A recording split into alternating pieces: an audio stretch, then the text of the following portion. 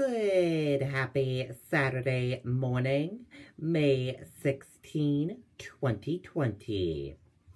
I'm Riley King, and welcome to this Saturday morning edition of the Riley King Newscast, right here on the Riley King Network. We have a lot of news to get to this Saturday morning, so let's begin. First up, Governor announces $595 million in relief money for New Hampshire businesses. Other sectors. 8 new COVID-19 related deaths reported. Let's take a listen to that video from WMUR News 9.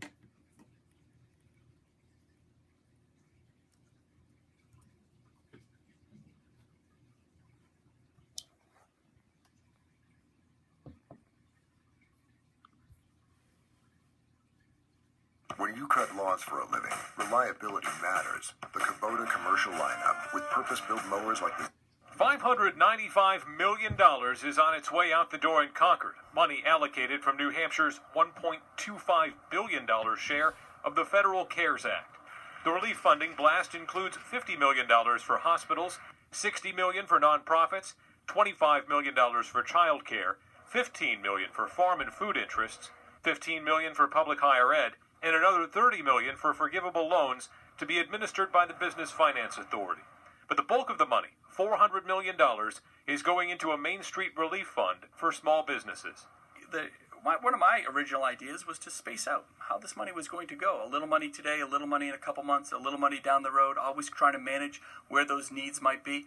One area with nonprofits and businesses, we came to the real conclusion that the apex of need is now. The governor says there will be more than $400 million left over to either extend the current response or address other considerations that may need a financial boost in the months ahead.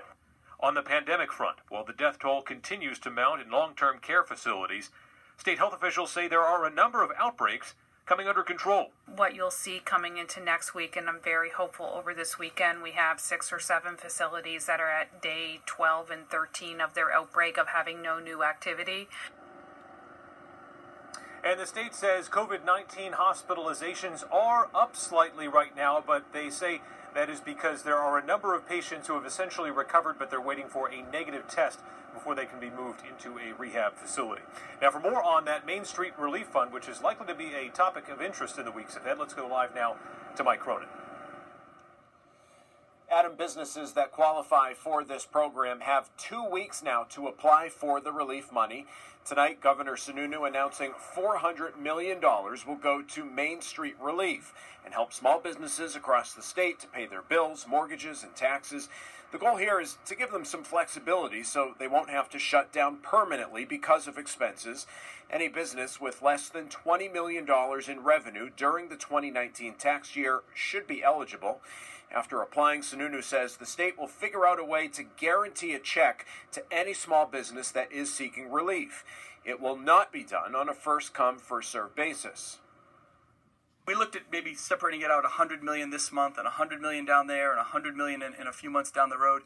But boy, the need is really now. What we don't want to do is create a situation where we're holding on to dollars that could have been spent to help some of these small businesses. And businesses that want to apply for the grant funding must complete a form by May 29th by visiting revenue.nh.gov. Reporting live in Concord, Mike Cronin, WMUR News 9. Okay, and there you go on that video and that report.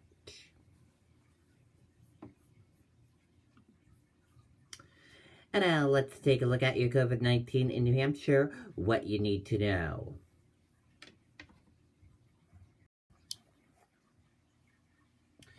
And here is a look at that COVID-19 in New Hampshire, what you need to know. There are 3,464 number of people in New Hampshire have tested positive for COVID-19. 1,432,045 number of people in the United States who have tested positive. 159 number of deaths from COVID-19 in New Hampshire. 335 number of people who have been hospitalized with COVID-19 in New Hampshire. And 86 1,851 number of deaths from COVID-19 in the United States. This map of New Hampshire shows you where current cases of COVID-19 are in towns and cities. Manchester, 513. This map of New Hampshire shows you total cases of COVID-19 are in towns and cities. Manchester, 796. Now let's take a look at these three charts here. Let's start with new cases each day in New Hampshire. In the purple, daily new positive COVID-19 cases. In the orange, new hospitalizations, and in the red are the deaths.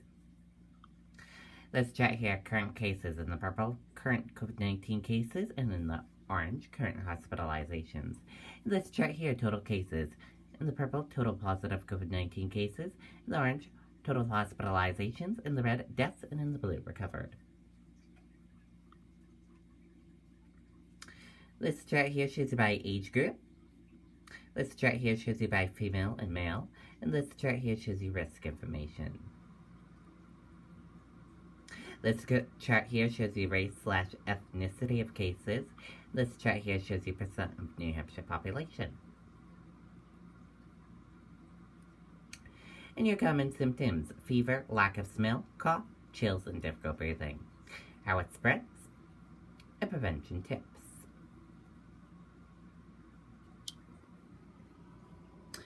Be sure to stay with the Riley King Network for the latest of your COVID-19 information. Thousands without power after thunderstorm cause widespread wind damage. Let's take a listen to that video from WCVB Boston.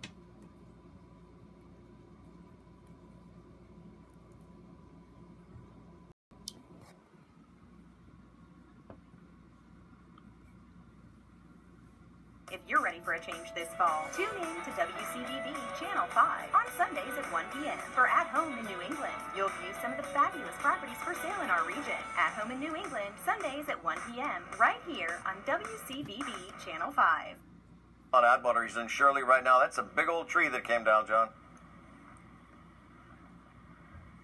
Had really strong winds as this storm came through this neighborhood. Look at this. This is a big pine tree, and this is just one section of it. There are about 5 sections of this big tree. You see it all scattered on the deck here, and then you look up at the roof.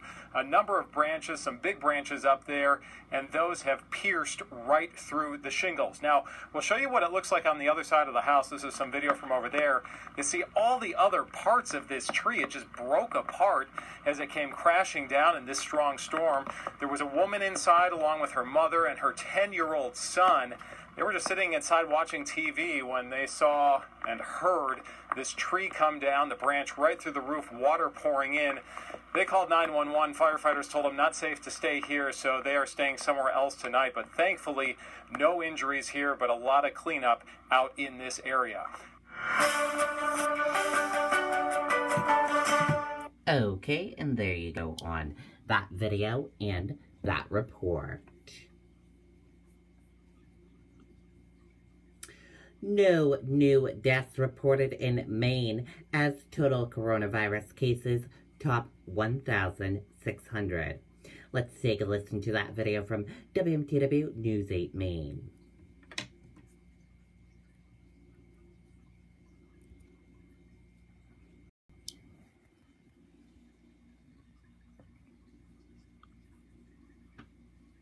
Giving the class of 2020 recognition they deserve. Channel 8 Senior Shoutouts. Give your senior a shout-out and include their name, school, accomplishments they've made, plans for the future, and your well wishes. Go to WMDW.com and share your senior shout-out. Senior Shoutouts, brought to you by Partners Bank, your community partner, helping recognize our deserving high school seniors.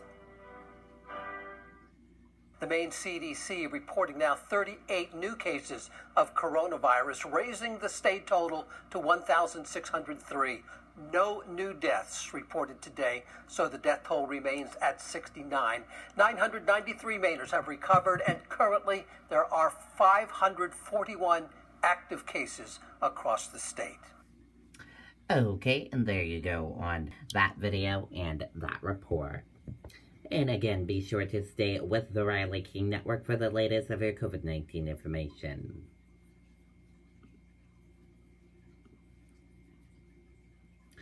Coronavirus news. Right along with police handing out masks in Brooklyn. Let's take a listen to that video from ABC7 NY.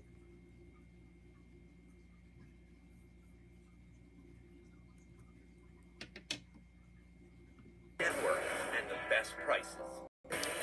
Welcome to T-Mobile, America's largest 5G network. Thank you. Now to the coronavirus pandemic and the struggle for police officers trying to make sure people do their part to stay apart. An example of that tonight, of how things can quickly turn when a way too large group in the Brownsville section of Brooklyn wasn't practicing safe distancing to prevent the virus from spreading. Here's Eyewitness News reporter Josh Einer with the exclusive ride-along with the NYPD. It all went well until just after dark, when on this Brownsville block, some police officers tried to break up an outside party. The group instead threw bottles at them, and a standoff was born. 311 call for a big crowd. The calls haven't stopped into 911 or 311 for large groups and mask violations everywhere on this summer-like Friday, and Eyewitness News was along for the ride. An exclusive look at how police in northern Brooklyn here you go, too. crisscrossed the borough, offering free masks to anyone who needed them. $10? No, the city gives it to us, so we're gonna give it out to you guys. Officer John DeRejo is part of a new task force trying to enforce safety rules in the pandemic. Here's one for you, all right? And I care about the people in this community because, you know what I mean, they're just like me. Everyone is human in this world, so I want to let them know that, you know, this mask is for them. It isn't always easy. Last week, viral videos showed the challenge amid a history of tension between the police and community. We've been thrusted into a hard position here, a tough position here. Assistant Chief Jeff Madry is in charge of 10 precincts from Williamsburg to Brownsville and hand-selected these officers, along with community organizers and even Nick Senator Taj Gibson, a son of Fort Greene, to hand out masks. Not everyone took them, but many did. We want everybody to be safe. We don't want to put anybody in jail. We want to keep people apart. We don't want to put them together. It's hard to now try to convince people that you're trying to save their life. That is why we do it this way. What the chief is rolling out today is a model that should be duplicated throughout the entire city. We appreciate everything. We truly do. They helping us stay safe. But not everyone appreciates the outreach, least of all folks who live on this block who have refused to disband this party, and the police have been leery of inflaming tensions. Maybe this rainstorm might help tonight, but it's a sign of things to come, with the summer approaching. Okay, and there you go on that video and that report.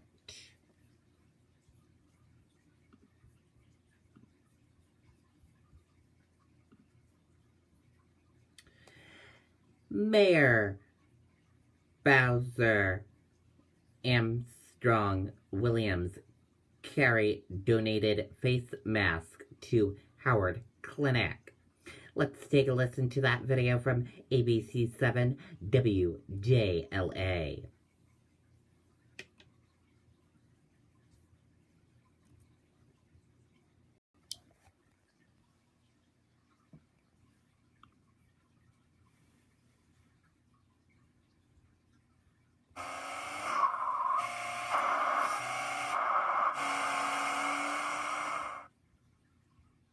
At this hour in the district, the stay-at-home order remains in effect. Today, Mayor Bowser stressed the importance of masks, and a big donation is helping with that. Here's ABC7 DC Bureau Chief Sam Ford. The mayor said today that as the city moves back to normalcy, things like masks will be extremely important. And today, a company called Howard Stark Holdings came with some 30,000 of them to give to Howard University's program of testing. We're going to use the mask primarily in our testing center for the staff who need PPE and as patients come in as well. It's very important, especially as we approach being able to phased reopen our city. Armstrong Williams from Howard Stark Holdings said it's important for businesses, once they get the call, to answer that call and try to help. To make sure that she achieved the goal of reopening, which businesses like ourselves like to see happen. We want to support her in every possible way that we can. So we're just stepping up to the plate. And he's hoping that other companies will follow his company's lead. Masks are important now, and the mayor says they will continue to be important in the future. Reporting from Northeast Washington, I'm Sam Ford, ABC 7 News. Okay, and there you go on that video and that report.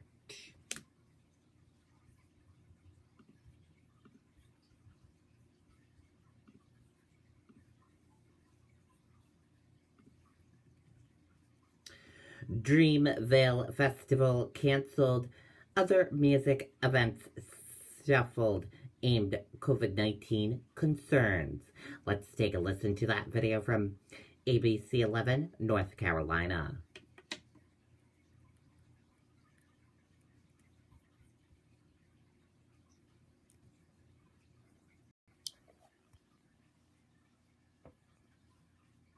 Together our two networks, T-Mobile will build America's largest and most reliable 5G network. With more towers, more engineers, and more coverage, you'll get the best 5G network and the best prices. Welcome to T-Mobile, America's largest 5G network.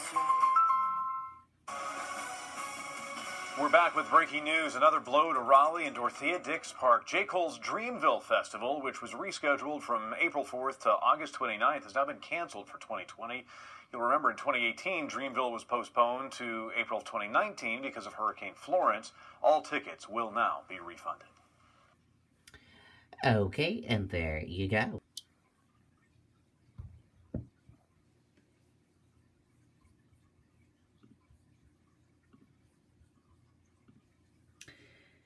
Some restaurants in Palm Beach County to extend outdoor dining. Restaurants using outdoor streets and sidewalks to seat more people in a safe way. Let's take a listen to that video from WPBF 25 News, Florida.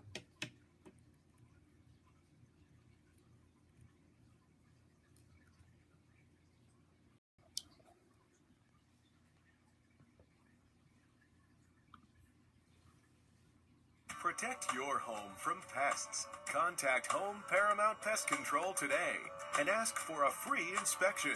Call 888-888-HOME or visit homeparamount.com.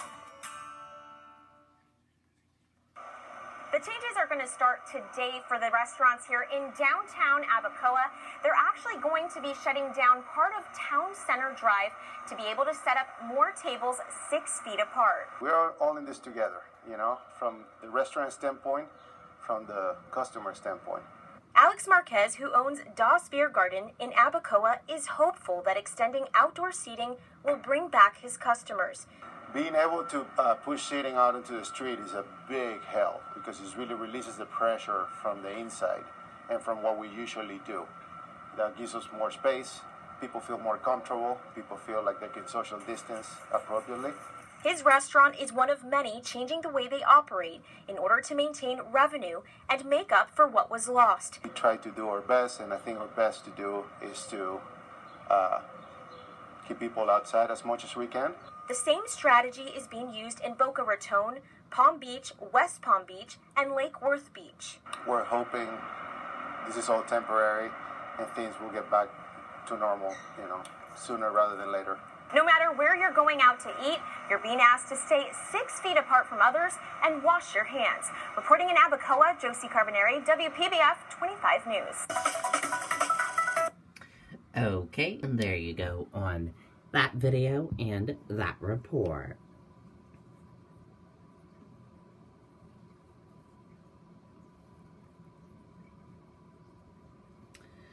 Coronavirus crisis. Judge orders relocation of homeless people living under Los Angeles freeway. A federal judge issued a primarily order requiring that thousands of homeless people living under Los Angeles's freeway overpasses and underpasses and near entrance and exit ramps be relocated for health and safety reasons. With more on that, let's take a listen to this video from ABC7, California.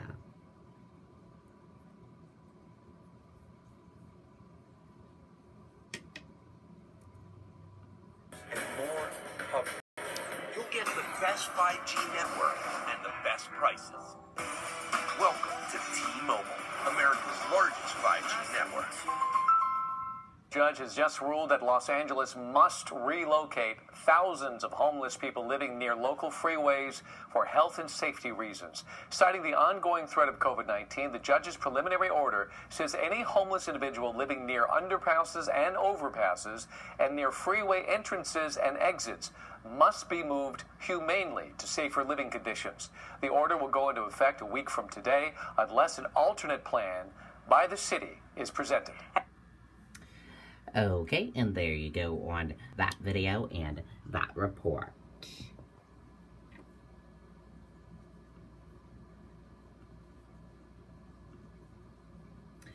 JCPenney files for bankruptcy. JCPenney filed for bankruptcy protection Friday. It's the latest retail giant to see its downfall hosted by the coronavirus crisis. The pandemic was the final blow to a 118-year-old company struggling to overcome a decade of bad decisions, executive instability, and damaging market trends. As part of its recognition, the company said late Friday it will be closing some of its stores and will disclose detail and timing in the coming weeks. And thank you for joining us for this morning edition of the Riley King Newscast right here on the Riley King Network. I hope you all have a great rest of your Saturday, everyone, and I'll see you back here later on today for another newscast. And I'll have a news report coming up in a little bit. Goodbye.